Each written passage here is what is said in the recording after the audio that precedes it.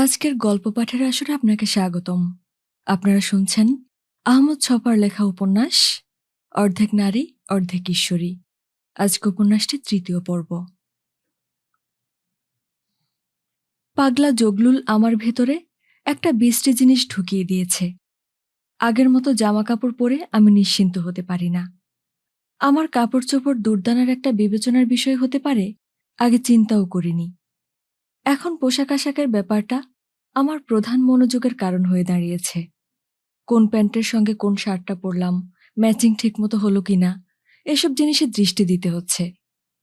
অসম্ভব কষ্টের সঙ্গে আবিষ্কার করলাম আমার শার্টগুলো অত্যন্ত বিশ্রী, প্যান্টগুলোর কোনো ছিঁড়িছাঁদ নেই। পরে লজ্জা নিবারণ করা যায় কোনো মতে। পোশাকের ভেতর দিয়ে একজন মানুষের রুচি সংস্কৃতি প্রকাশিত হয়, এসব কথা কোনোদিন ঘুণাক্ষরেও মনে আসেনি। তাই ধার করে নতুন জামা কাপড় বানাতে হলো। আগে একটা শার্ট এক নাগাড়ে 4-5 দিন পরতাম। এখন দুদিনের বেশি পড়লে দুর্গন্ধে নিজের শরীরটাই গুলিয়ে উঠতে থাকে। ঘন ঘন লন্ড্রিতে পাঠাবার মতো পয়সা আমার নেই। নিজের হাতে পরিষ্কার করে তারপর ইস্ত্রি করি। ইস্ত্রি করা শিখে নিতে হয়েছে। আমার নিজের ইস্ত্রি ছিল না, কেনার পয়সাও ছিল না। আমার এক বন্ধুর বড় বোনের বাড়িতে একটা ইস্ত্রি নষ্ট হয়ে পড়েছিল। সেই অকেজো জিনিসটাকেই মেরামতের দোকান থেকে সারাই করে কোনো রকমে কাজ চালিয়ে নিই। এক ছুটির দিনে কাপড় ইস্ত্রি করছিলাম। পুরনো মালে নির্ভর করার উপায় নেই। তাপ বেশি হলে কাপড় পুড়ে যাবার সম্ভাবনা। রেগুলেটর ঠিকমতো কাজ করছিল না।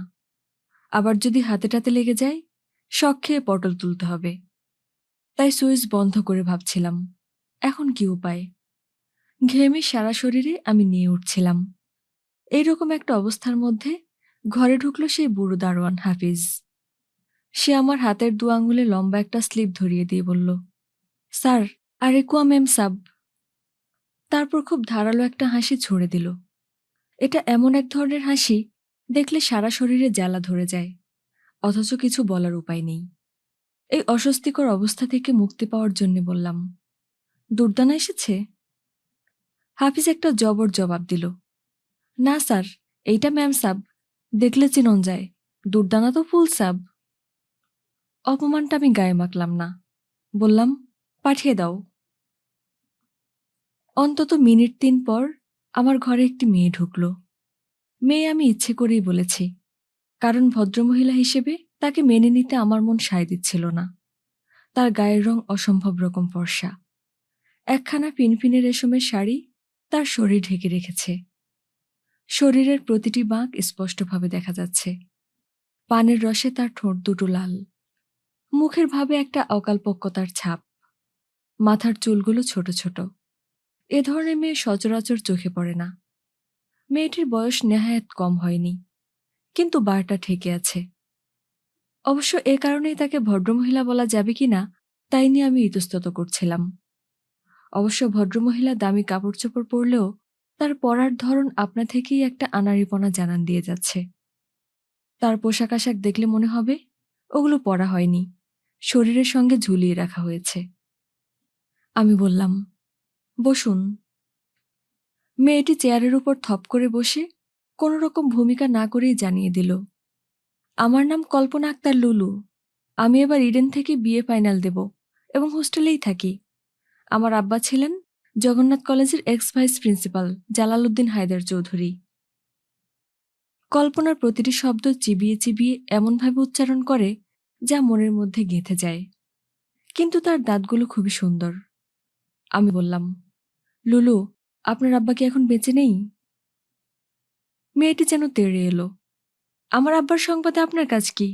আমি আপনার সঙ্গে ঝগড়া করতে এসেছি। দুর্দানার সঙ্গে পরিচয় হওয়ার পর থেকে আমি সব রকম অসম্ভব অস্বাভাবিক পরিস্থিতির জন্য তৈরি থাকতে অভ্যস্ত হয়ে উঠেছি। আমি বললাম, লুলু, আমি কোথায় কিভাবে আপনার ক্ষতি করলাম? মেয়েটি মুখ ঝামটা দিয়ে উঠল। মশাই, আপনি ন্যাকার মতো কথা বলবেন না। কি ক্ষতি করেছেন আপনি নিজে জানেন না? সত্যি সত্যি আমাকে মাথায় হাত দিয়ে চিন্তা করতে হলো, কখন কোথায় কিভাবে মেয়েটির ক্ষতি করলাম। আমি বললাম, লুলু, আপনি বোধহয় ভুল করছেন। আপনি যাকে তালাশ করছেন আমি সে ব্যক্তি নই। আপনার সঙ্গে আমার কোথাও কোনোদিন দেখাই হয়নি, সুতরাং ক্ষতি করার প্রশ্নই ওঠে না। আমার কথা শুনে কল্পনা আক্তার লুলু টেবিল থেকে পানির বোতলটা তুলে নিয়ে মেঝের উপর ছুঁড়ে মারল। ঝনঝন করে বোতলটা ভাঙল। ভাঙা কাচের কুচি ঘরময় ছড়িয়ে পড়ল। আমি ভাবলাম, মহা মুশকিলে পড়া গেল। আবার পাগল টাগল নয় তো? লুলু বলল, আপনাকে আমি খুব ভালোভাবে চিনি। আপনার নাম জাহিদ হাসান। আপনি অত্যন্ত নোংরা চরিত্রের মানুষ। আপনাকে চিনতে আমার বাকি আছে? আপনার সঙ্গে মেলামেশা করার পর থেকে দুর্দানা অন্যরকম হয়ে যাচ্ছে। আপনি তাকে নষ্ট করেছেন। আপনাকে একদিন দেখে নেব আমি। তার কথাবার্তার ধরন দেখে মজা পেয়ে গেলাম। আমি বললাম, না লুলু, দুর্দানাকে আমি নষ্ট করিনি। আমাদের সম্পর্ক এখনো পোশাকের বাঁধন অতিক্রম করেনি। লুলু কালির দোয়াতটা উঁচিয়ে ধরে বলল, আমার ইচ্ছে হচ্ছে এটা আপনার মুখে ছুঁড়ে মারি। বুঝলাম, এই মেয়ের সঙ্গে কথা বাড়িয়ে লাভ নেই। মানে মানে এখন বিদায় করতে পারলেই বাঁচি। আমি বললাম, আপনি সত্যি করে বলুন তো, দুর্দান আপনাকে বলেছে আমি তাকে নষ্ট করেছি? লুলু টেবিলে থাবা বাজিয়ে বলল, নষ্ট করবার বাকি কি রেখেছেন? এখন দুর্দানা আমার সঙ্গে ঘুমোতে চায় না। সে বাড়ি গিয়ে শাড়ি সালোয়ার কামিজ পরতে চায়। এসব তো আপনার কাছ থেকেই শিখেছে। আমি তাজ্জব বনে গেলাম। এ কেমন ধারা নালিশ? বাঙালি মেয়ে মাত্রই তো শাড়ি কিংবা সালোয়ার কামিজ পরে। দুর্দানাও যদি পরে, তাহলে অন্যায় কোথায়? দুর্দানা শাড়ি পরুক, সালোয়ার কামিজ পরুক, সে তার ব্যাপার। আমি বললাম, লুলু, আমার অপরাধ কোথায়? এবার লুলু চিৎকার করে বলতে আরম্ভ করল, আপনি নিজে মজা মারার জন্য তাকে মেয়ে বানাবার ষড়যন্ত্র করছেন। আমি চাই দুর্দানা সবসময় পুরুষ মানুষের মতো পোশাক পরবে। মেয়ে মানুষের পোশাকে তাকে একবারও দেখতে চাইনি। আপনাকে এক্ষুনি কথা দিতে হবে, আপনি জীবনে কোনোদিন আর দুর্দানার সঙ্গে মিশবেন না। দুর্দানা সারা জীবন আমার এবং একমাত্র আমারই থাকবে। আমাদের পুরুষ মানুষের প্রয়োজন নেই। আমরা দুজনই যথেষ্ট। আপনাকে আমার কথায় রাজি হতে হবে, নইলে এক্ষুনি জোরে চিৎকার দিয়ে লোকজন জড়ো করে জানিয়ে দেব আপনি আমার শ্লীলতাহানির চেষ্টা করেছেন। ভেবে দেখলাম, এ মেয়ের পক্ষে কিছুই অসম্ভব নয়। লুলু যদি সত্যি সত্যি চিৎকার দেয় এবং বলে যে আমি তার উপর চড়াও হয়ে শ্লীলতাহানির চেষ্টা করেছি, তাই শুনে লোকজন ছুটে আসবে এবং সবাই তার কথা সত্যি বলে মেনে নেবে। আমি আল্লাহর নাম নিয়ে শপথ করে বললেও কেউ আমার কথা বিশ্বাস করবে না। এই আপদ কি করে বিদায় করা যায় চিন্তা করতে লাগলাম। অগত্যা আমাকে বলতে হলো, লুলু, আপনার কথা আমি মেনে নিলাম। আমি আর কোনোদিন দুর্দানার সঙ্গে দেখা সাক্ষাৎ করব না এবং তার সঙ্গে সম্পর্কও রাখব না। লুলু বলল, মুখের কথায় চলবে না, আপনাকে স্ট্যাম্পে লিখে দিতে হবে। সে সত্যি সত্যি ব্যাগের ভেতর থেকে ৩ টাকার স্ট্যাম্প বের করে আনল। আমি তার কথা মতো লিখে দিলাম, আমি অমুকের পুত্র জাহিদ হাসান এই মর্মে অঙ্গীকার করিতেছি যে জীবনে দুর্দানা নাম্নী মহিলার সঙ্গে দেখা সাক্ষাৎ করিব না এবং কোনো প্রকার সম্পর্কও রাখিব না। আমার কাছ থেকে সই আদায় করে কল্পনা আক্তার লুলু গমিত হল। কিন্তু আমি একটা বড় ধাক্কা খেলাম। দুর্দানা কি সমকামী? মাঝখানে বেশ কিছুদিন আমার সঙ্গে দুর্দানার দেখা হয়নি। তার ছোট বোনের শরীর খারাপ যাচ্ছিল, তাই নিয়ে তাকে ব্যস্ত থাকতে হয়েছিল। আমি তার বাড়িতে একখানা পোস্টকার্ড লিখে ১৪ তারিখ সন্ধেবেলা ওয়ারিতে খানে খানানের বাড়িতে খাওয়ার নিমন্ত্রণের কথা স্মরণ করিয়ে দিয়েছিলাম। আসলে আমাদের বন্ধুটির নাম আব্দুর রহিম খান। তার দরাজ দিলের পরিচয় পেয়ে খানকে খানে খানান করে নিয়েছিলাম। আকবরের নররত্নের একজন ছিলেন খানে খানান। দুর্দানা ৫:৩০ বাজার সঙ্গে সঙ্গে এসে হাজির। সে সবসময় ঘড়ির নির্দেশ মেনে চলে। যদি ৫টায় আসবে বলে, সবসময় লক্ষ্য রাখে সেটা যেন ৫টা ৫ মিনিটে না গড়ায়। সাইকেলের চাবিটা বিছানার উপর ছুঁড়ে দিয়ে বলল, জাহিদ ভাই, আজ রাতে সাইকেলটা আপনার এখানে থাকবে। কাল ক্লাস করতে এলে নিয়ে যাব। ওয়ারি থেকে আসার পথে আপনি আমাকে বেবি ট্যাক্সিতে নাখালপাড়া অবধি পৌঁছে দেবেন। বেশ কিছুদিন থেকেই আমার মনটা খসখস করছিল। দুর্দানার সঙ্গে দেখা হয়নি, তাই সুযোগ হয়নি জেনে নেয়ার। আমি জিজ্ঞেস করলাম, আচ্ছা, তুমি কল্পনা আক্তার লুলু বলে কোনো মেয়েকে চেনো? দুর্দানা জবাব দিল, চিনব না কেন? আপনার সঙ্গে তার দেখা হলো কোথায়? বললাম, সে হোস্টেলে এসেছিল।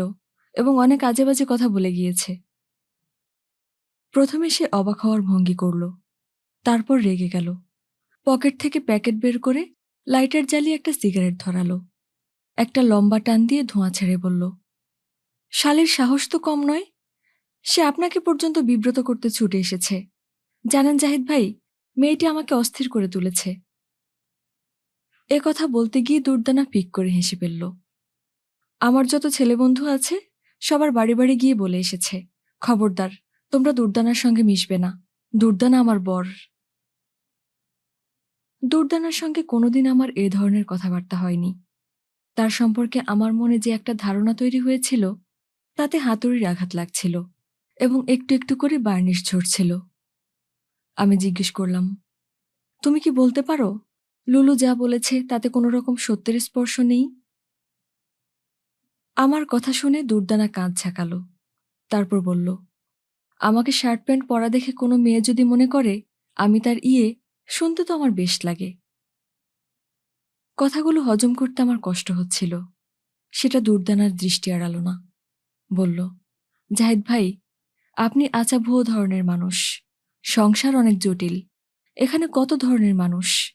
সেসব ভেবে আর কি হবে? নিন, কাপড় চোপড় পরে নিন। সন্ধ্যা হয়ে এলো।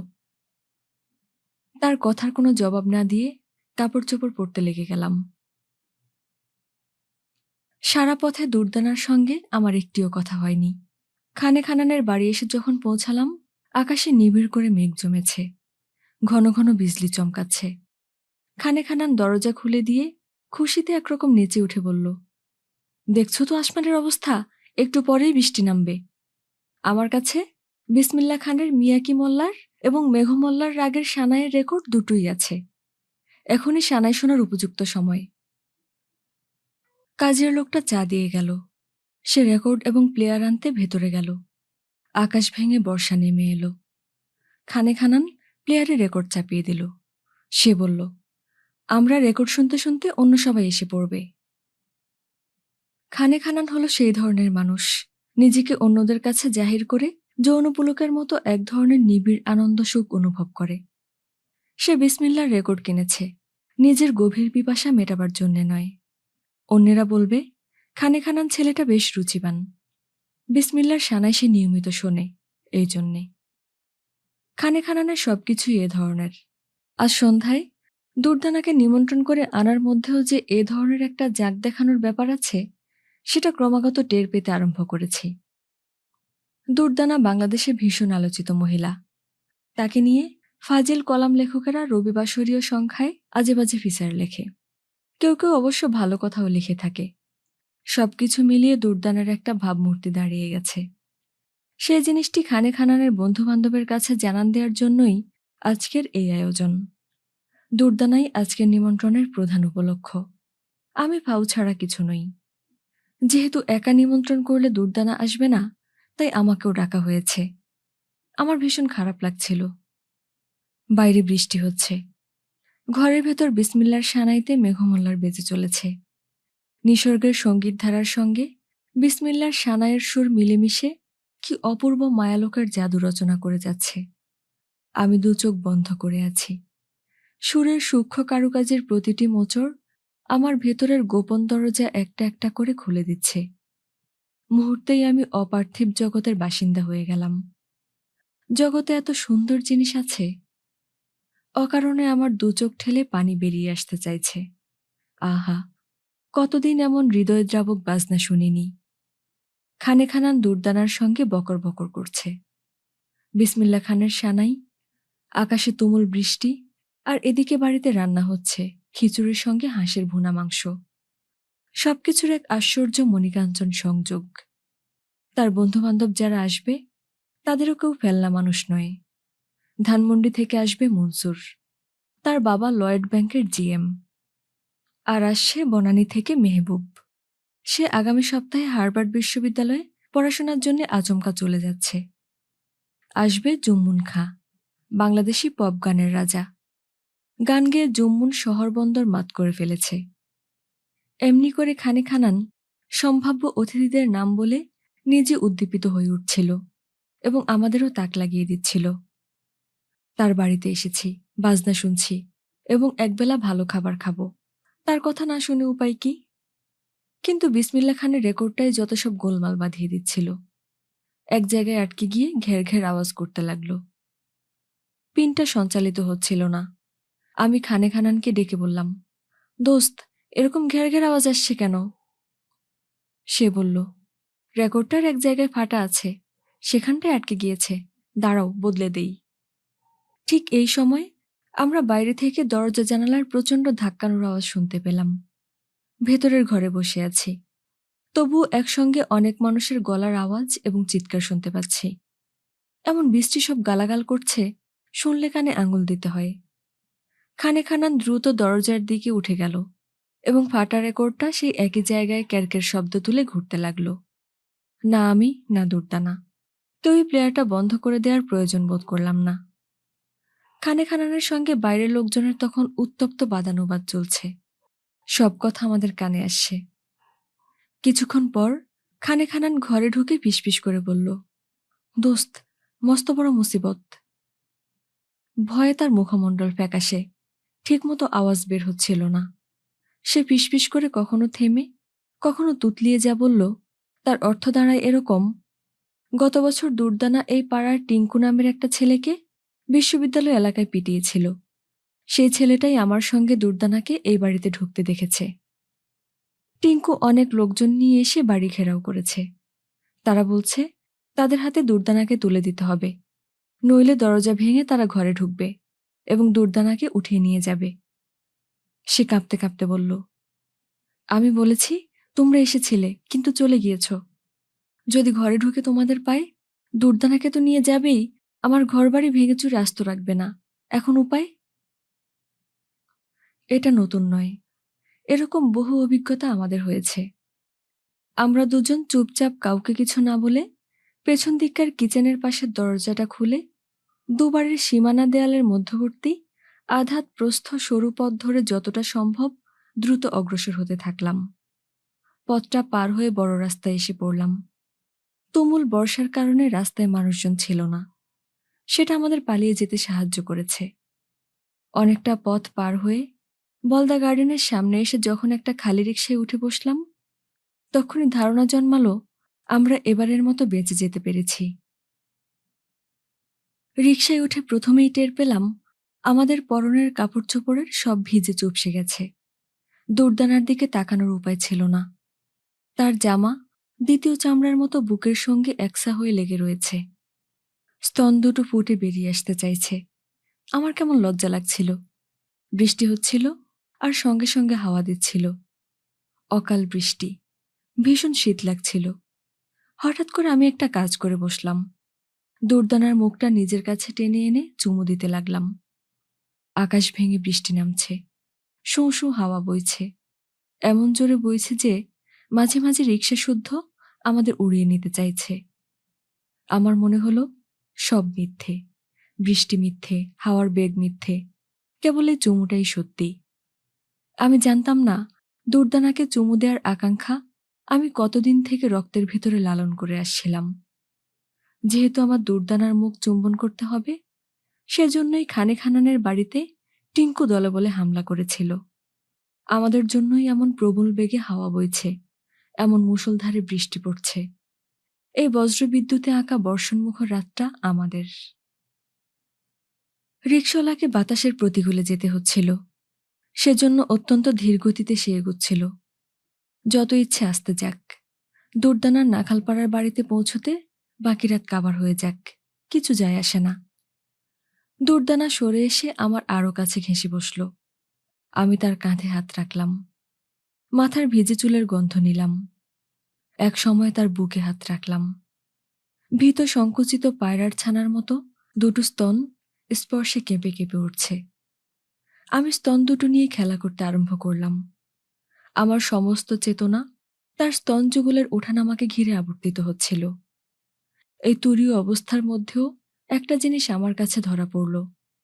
দুর্দানার বাম স্তন ডানটির তুলনায় অনেক পরিমাণে ছোট। আমার মনে একটা প্রশ্ন ঘুরপাক খেতে লাগল, এ কেমন করে হলো? বাম স্তনটা ছোট কেন? তারপর আরেকটা প্রশ্ন জন্ম নিল, দুর্দানার বাম স্তনটা দৃষ্টির আড়াল করার জন্যই কি সে এমন আঁটুসাঁটু শার্ট পরে বুকটা চেপে রাখে? এই সময় রাস্তার লাইট চলে গেল। দুর্দানা বাচ্চা মেয়ের মতো আমার কাঁধের উপর তার মাথাটা রেখে ফিসফিস করে বলল, জাহিদ ভাই, আমার খুব খারাপ লাগছে। পিরিয়ড শুরু হয়েছে। এখন ভীষণ ব্লিডিং হচ্ছে। গুলিস্তানে গিয়ে একটা বেবি ট্যাক্সি ধরবেন। তাড়াতাড়ি বাড়ি যাওয়া প্রয়োজন। আমার ভেতরে বিস্ফোরণ হতে শুরু হয়ে গেল। দুর্দানারও তাহলে পিরিয়ড হয়? তার শরীর থেকে তীব্র বেগে রক্তধারা নির্গত হয়? দুর্দানা আরেকটা চেহারা নিয়ে আমার কাছে ধরা দিতে আরম্ভ করেছে। মেয়ে মানুষ দুর্দানা এতদিন আমাকে আচ্ছন্ন করে রেখেছিল। তার মেয়ে মানুষী পরিচয় বেরিয়ে আসার সঙ্গে সঙ্গে আমি ভেতরে ভেতরে একরকম শঙ্কিত হয়ে উঠলাম। একে নিয়ে আমি কি করব? একে তো কোনোদিন ভালোবাসতে পারবো না। গুলিস্তানে এসে একটা স্কুটারে চাপিয়ে তাকে নাখালপাড়া রেখে এলাম। মাস ৩ পর এক রাতে ঘুমিয়ে আছি। হোস্টেলে একটা লোক এসে সংবাদ দিয়ে গেল, রাজাবাজারের বাসার কাছে কে বা কারা হুমায়ুনকে গুলি করে খুন করে গেছে।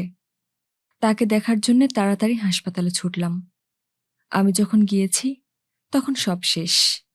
হুমায়ুনকে বিছানায় শুয়ে রাখা হয়েছে, নিথর নিস্তব্ধ। মাথার বাঁ দিকটা একটা বড়সড় আমের মতো ফুলে উঠেছে। আমার বুকটা জ্বালা করছিল। হুমায়ুনের বউটার একটা বাচ্চা হয়েছে, ৩ মাসও যায়নি। আমি কি করব বুঝে উঠতে পারছিলাম না। হাসপাতালেই কান্নাকাটির ধুম লেগে গিয়েছিল। তার বউ ক্ষণে ক্ষণে সংজ্ঞা হারিয়ে ফেলছিল। আমার বন্ধু হাবিবুল্লাহ আমাকে একপাশে টেনে নিয়ে কানে কানে বলল, জাহিদ ভাই, আপনি এখান থেকে তাড়াতাড়ি কোথাও চলে যান। একটু পরেই কে খুন করেছে তাই নিয়ে জল্পনা কল্পনা শুরু হবে। সবাই আপনাকে দায়ী করতে চেষ্টা করবে। কারণ ইউনুস জোয়ারদারের গ্রুপের সঙ্গে হুমায়ুনদের গ্রুপের অনেকদিন থেকে রাজনৈতিক শত্রুতা চলছে। হুমায়ুনকে নিশ্চয়ই ইউনুস জোয়ারদারের লোকেরাই খুন করেছে। আমার চট করে মনে পড়ে গেল, হুমায়ুন আমাকে হাজী শাহবাজের মসজিদের পাশে একদিন বিকেলবেলা ডেকে নিয়ে দুর্দানার সঙ্গে মেলামেশা করতে বারণ করেছিল। আমি তার কথায় রাজি না হওয়ায় একটা পিস্তল বের করে আমাকে খুন করার ভয় দেখিয়েছিল। আমি ভয় পেতে রাজি না হওয়ায় হুমায়ুন ঝরঝর করে কেঁদে ফেলেছিল। হায় রে হুমায়ুন, তুমি এমন করুণভাবে মৃত্যুশয্যায় শুয়ে আছো। হুমায়ুনের মৃত্যুর পর থেকে মজিদ মামা, যিনি সবসময় ছোট ছোট পানের খিলি মুখে পুরে দিতেন, সাইকেলে আসা যাওয়া করতেন, আর কোনোদিন তার দেখা পাওয়া যায়নি। প্রিয় সোহিনী, দুর্দানার গল্পটা এরকমভাবে শেষ হয়েছে। তুমি খুব অবাক হচ্ছ, না? অমন জমজমাট একটা সম্পর্ক, বলা নেই কওয়া নেই, আপনা থেকেই ছেদ পড়ে গেল। কিন্তু তার ভেতরের কাহিনী তোমার কাছে খুলে বলতে চাই। দুর্দানা এবং আমি দুজনাই অনুভব করছিলাম আমাদের ভেতরকার তাজা সম্পর্কটা আপনা থেকেই মরে যাচ্ছে। গাছের একটা ডাল যেমন করে শুকিয়ে যায়, প্রক্রিয়াটা অনেকটা সেরকম। আমরা দুজনাই অনুভব করছিলাম যে আমাদের ভেতরের সম্পর্কের মধ্যে সেই সজীব রাসায়নিক পদার্থের ঘাটতি পড়তে শুরু করেছে। এখনও দুর্দানা প্রায়ই আমার ঘরে আসে। তার সাইকেলের পেছনে চেপে আমি নানা জায়গায় যাই। মানুষ নানা রকম অশ্লীল মন্তব্য ছুঁড়ে মারে, এসব আমার মন্দ লাগে না। একবার লালমাটিয়ার কাছে ৪ জন যুবক দুর্দানাকে সাইকেল থেকে নামতে বাধ্য করে। আমাকেও বাধ্য হয়ে নামতে হয়। তারা দুর্দানাকে কিছুই বলল না, কেবল আমাকে রাস্তার একপাশে নিয়ে গিয়ে আচ্ছা করে পিটিয়ে দিল। তাদের একজন বলল, হারামজাদা, হিজড়ার বাচ্চা, নুনুকাইটা তুতে লাগিয়ে দিমু। একজন মাগির পেছনে সাইকেল চেপে বেড়াতে শরম করে না? তারা সত্যি সত্যি আমার শরীর থেকে প্যান্ট খুলে নিয়ে উলঙ্গ করে রাস্তায় ছেড়ে দেওয়ার জন্য টানাটানি করছিল। ভাগ্যিস পুলিশ এসে পড়েছিল, তাই রক্ষে। সেদিন একটা প্রচণ্ড ধাক্কা খেলাম। ঠিক করলাম আর দুর্দানার সাইকেলের পেছনে চাপব না। দুর্দানাও তারপর থেকে আমাকে সাইকেলের পেছনে চাপতে বলেনি। তা সত্ত্বেও দুর্দানা আমার কাছে আসতো, আমি দুর্দানার কাছে যেতাম। এটা একটা পুরনো অভ্যেসের জের। ট্রেনের ইঞ্জিন বন্ধ করার পরেও যেমন অন্তর্গত বেগের ধাক্কায় কিছু দূর পর্যন্ত সচল থাকে, এও ঠিক তেমনি।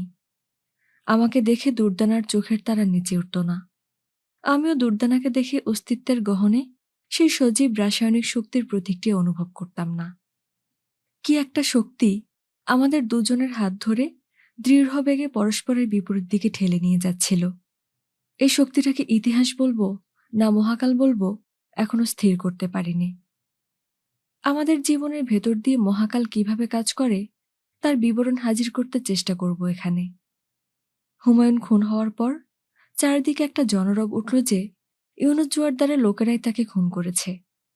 হুমায়ুন যে গোপন রাজনীতির সঙ্গে এমনভাবে জড়িয়ে গিয়েছিল সে বিষয়ে আমার সামান্যতম ধারণাও ছিল না। হুমায়ুন সেসব কথা আমাকে বলতো। যে ধরনের অস্থিরতা অনুভব করত সেসবের অর্থ আমার কাছে এখন জলের মতো পরিষ্কার হয়ে গেল। লোকজনকে আরও বলাবলি করতে শুনলাম, হুমায়ুনের গ্রুপ একবার মাঝখানে ইউনুস জোয়ারদারের প্রাণের উপর হামলা করেছিল। তার বদলাস্বরূপ জোয়ারদারের গ্রুপ হুমায়ুনের প্রাণটা নিয়ে নিল। হুমায়ুনের খুন হওয়ার পর মানুষজন নানা রকম রটনা করতে আরম্ভ করল। কেউ কেউ বললেন, যেহেতু দুর্দানার সঙ্গে আমার একটা গভীর সম্পর্ক রয়েছে তাই হুমায়ুনের খুন হওয়ার পেছনে আমারও একটা গোপন ভূমিকা ছিল। এই অভিযোগ আর কেউ নয়, উত্থাপন করলেন শিক্ষক শফিকুল ইসলাম। ব্যতিক্রমী মহিলাদের শফিক সাহেব তার নিজের উদ্যানের ফল বলে মনে করতেন। আমার মতো একজন গাঁওগ্রামের মানুষ একটা চিতা বাঘিনী চড়িয়ে বেড়াবে, শফিক সাহেব এটা কিছুতেই মেনে নেননি। তিনি মনে করতেন তার ব্যক্তিগত ক্ষেতে আমি বেড়া ভেঙে প্রবেশ করে অনধিকার চর্চা করেছি। তিনি কখনো আমাকে ক্ষমা করতে পারেননি। হুমায়ুনের মৃত্যুর পর শফিক সাহেব বলে বেড়াতে থাকলেন, আমি হুমায়ুনের বিধবা বউকে বিয়ে করার জন্যই তাকে খুন করেছি। তিনি ছিলেন সরকারি দলের লোক। অনেক মানুষ তার কথা বিশ্বাস করে ফেললেন। আমার যাওয়া আসার পথে মানুষজন আমার দিকে আঙুল তুলে দেখাতে আরম্ভ করল। সত্যি সত্যি আমিই হুমায়ুনকে খুন করেছি কিনা এমন একটা সংশয় আমার ভেতরেও জন্ম নিতে আরম্ভ করল। খুনের সঙ্গে কোনো সম্পর্ক না থাকা সত্ত্বেও আমি নিজেকে খুনি ভাবতে আরম্ভ করলাম। মানুষ তো নিজের অজান্তেও অনেক জঘন্য অপরাধ করে ফেলে। সমস্ত ধর্ম তো পাপবোধের উপরই প্রতিষ্ঠিত। যেহেতু মানুষ হিসেবে তোমাকে জন্ম নিতে হয়েছে, তুমি পাপী। এই সময় একদিন আরেক ভদ্রলোককে সঙ্গে নিয়ে আমার হোস্টেলে দর্শন দিলেন সেই এসবির ইউনুস মোল্লা। ইউনুস মোল্লা নিজেকে মনে করতেন ইউনুস জোয়ারদারের মিতা। এই মিতার সম্পর্কে অল্প স্বল্প সংবাদ জানার জন্যই আমার কাছে আসতেন। তিনি বলতেন, যেহেতু নামে নামে মিলে গেছে তাই মিতার সম্পর্কে জানার অধিকার তার আছে। আজ মোল্লা সাহেবের নতুন চেহারা দেখলাম। তিনি কোনো রকম ভনিতা না করেই জানালেন, আমাকে এই ভদ্রলোকের সঙ্গে মালিবাগ স্পেশাল ব্রাঞ্চের অফিসে যেতে হবে। না, ভয়ের কোনো কারণ নেই, এই যাব আর আসব। শুধু তারা আমার কাছ থেকে কিছু সংবাদ জানতে চান। পুরো 2 মাস ধরে আমাকে স্পেশাল ব্রাঞ্চের অফিসে যেতে হলো এবং আসতে হলো। কত রকম জেরার সম্মুখীন যে হতে হয়েছিল সে কথা বয়ান করে লাভ নেই। ওই পরিস্থিতিতে দুর্দানার সঙ্গে সম্পর্ক রক্ষা করা আমার পক্ষে অসম্ভব হয়ে দাঁড়ালো। এছাড়া সে কোথায় যেন আত্মগোপন করল, কিছুই জানতে পারলাম না। মহাকালের খাঁড়ার আঘাতে আমরা পরস্পরের কাছ থেকে বিচ্ছিন্ন হয়ে পড়লাম। জানুয়ারি মাসের প্রথম সপ্তাহ হবে। ইংরেজি কাগজের প্রথম পাতায় টুকরো একটা খবর পড়ে আমি চমকে উঠলাম। Yunus Joardar short dead. এক কোনায় ইউনুস জোয়ারদারের একটা ঝাপসা ছবি ছাপা হয়েছে। আমি নিজের চোখে কোনোদিন ইউনুস জোয়ারদারকে দেখিনি। এই ঝাপসা ছবিটার দিকে তাকানো মাত্রই আমার বুকে মমতার ঢেউ উতলে উঠল। কী কারণে বলতে পারবো না।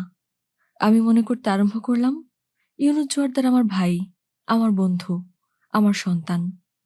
তার মৃত্যু সংবাদে আমার চোখের সামনেকার গোটা পৃথিবীটা দুলে উঠল। তিনি আমার কেউ নন, তার দলের সঙ্গে আমার কোনো সম্পর্ক নেই। তবু আমার মনে হলো আমার 2 চোখের দৃষ্টি নিভে গেছে। নিঃশ্বাস নিতে ভয়ানক কষ্ট হচ্ছিল। এই অবস্থায় 2 দিন পায়ে হেঁটে একা একা ঢাকা শহরের পথে পথে ঘুরে বেড়িয়েছি। ইউনুস জোয়ারদার কোন জাদুমন্ত্র বলে জানি নে, আমার ভেতরে অনাগত পৃথিবীর যে স্বপ্ন জাগিয়ে তুলতে সক্ষম হয়েছিলেন, তার মৃত্যুতে সেই পৃথিবীটাই ছারখার হয়ে গেল। আমি কেন বেঁচে থাকব? কোনো অর্থ খুঁজে পাচ্ছিলাম না।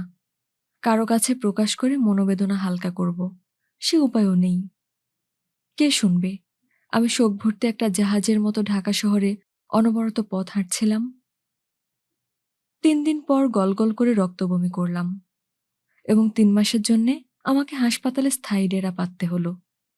কি করে যে বেঁচে ফিরে এসেছি সেটা আমার কাছে এখনো অবিশ্বাস্য ব্যাপার বলে মনে হয়। প্রিয় সোহিনী, ইউনুস জোয়ার্দার খুন হওয়ার ১ বছর না যেতেই একদিন রেডিওতে ঘোষণা শুনলাম, দেশের রাষ্ট্রপতি বাংলার নয়নমণি শেখ মুজিবুর সপরিবারে আততায়ীদের হাতে খুন হয়েছেন। প্রিয় সোহিনী, নীল নির্মেঘ আকাশ থেকে আমার মাথায় কে যেন একটা তাজা বজ্র ছুঁড়ে দিল। প্রিয় সোহিনী, আমি এক অভাগা, কেবল দুঃখের গাথা লেখার জন্যই যেন আমার জন্ম।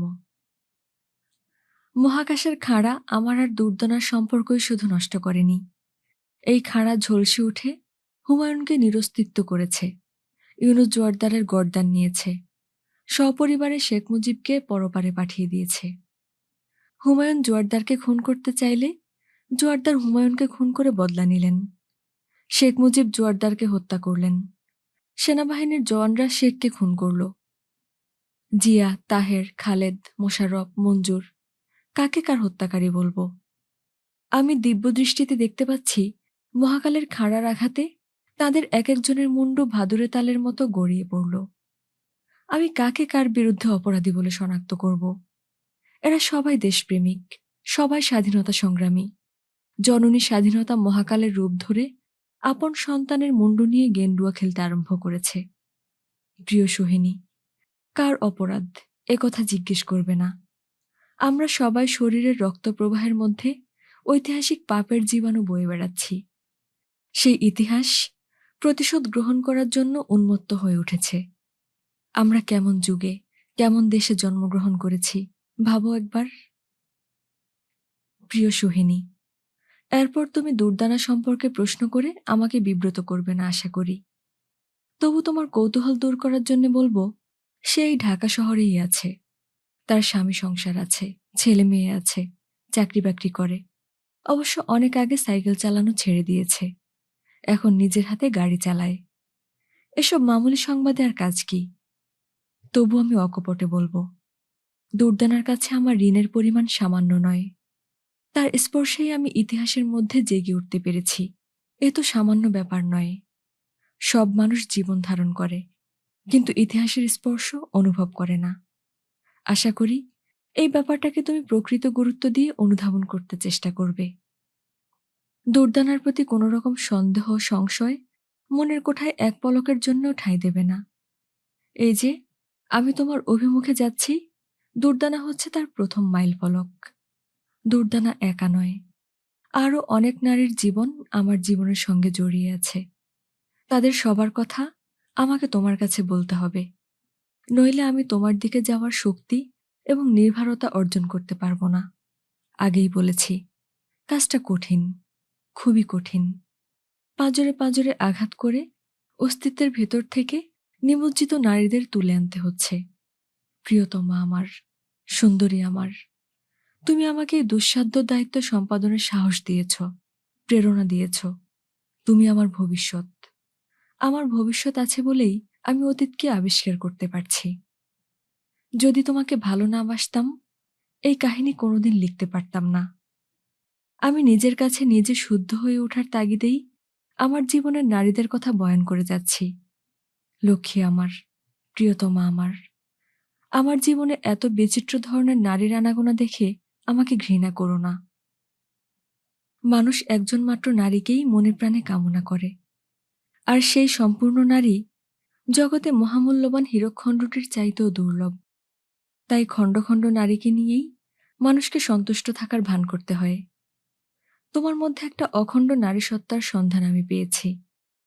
আমার কেমন জানি আশঙ্কা হয়, এই কাহিনী যখন আমি শেষ করব, তুমি হয়তো এই বিশাল পৃথিবীর কোথাও হারিয়ে যাবে।